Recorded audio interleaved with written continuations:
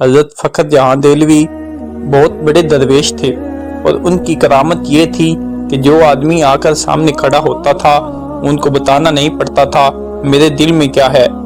हजरत हाथ उठाकर दुआ फरमाते थे, या अल्लाह ये बे औलाद है, इसे औलाद अता कर दे। जब लोग बढ़ गए, दिल्ली की जामिया मस्जिद भर गई, बादशाह को टेंशन हो गई, ये मौलवी मेरे लिए मसला ना बना दे। उसने एक साजिश रची। एक तवाइफ थी, उनको कुछ पैसे दिए।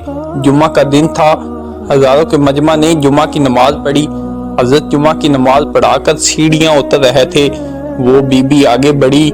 इसने इस तरह गुफ्तगू शुरू की जैसे पुराना जानने वाली है। पता है क्या लफ्ज अदा करती है?